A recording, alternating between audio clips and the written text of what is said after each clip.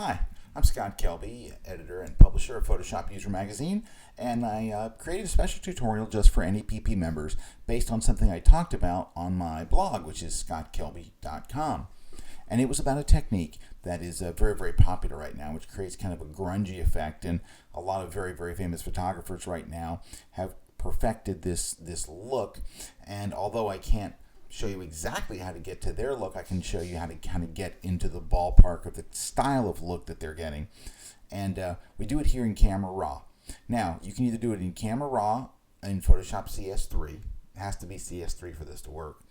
Or you can do it in Lightroom in Lightroom's Develop module, because the controls that you see over here on the right side are exactly the same in Lightroom's Develop module as they are right here in the basic panel of Camera Raw.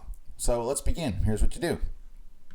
You're going to take a bunch of these sliders and drag them over to 100, starting with the recovery slider all the way over to 100. Then you're going to take the fill light all the way over to 100.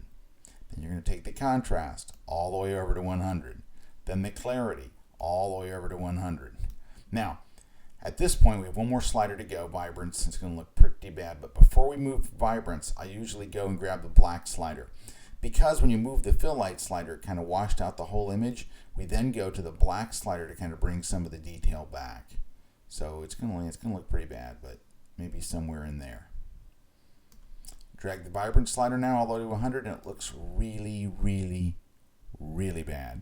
So what you're going to do is go into the saturation and lower it way, way down to where there's just a hint of color, something along those lines right there. So let me put it at about minus maybe 68. Now there's two more things we can do to accentuate this effect. One's go to the curves, the tone curve panel, go to the point curve and hit strong contrast. That just makes it a little more contrasty, right? Which contrast is good. And then we're going to go to the sixth panel over, the lens corrections, and we're going to darken the edges of our image by taking the amount to minus 100, which, as you can see, darkens all the edges. Then we're going to move the midpoint. If it gets too close, this moves it away from the center. This moves it closer to the center. We're going to move, in this case, a little away from the center so you can see more of the car.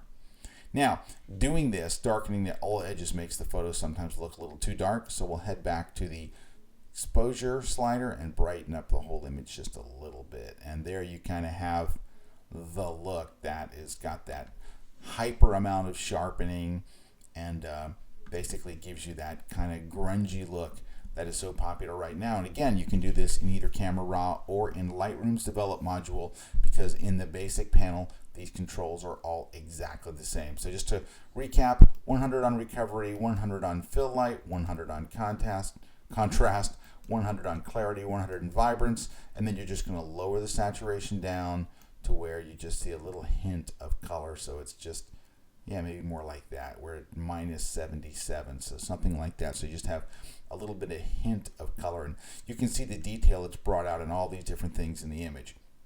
So there you have it, a very quick and easy tutorial on how to get that cool grungy look that everybody's after.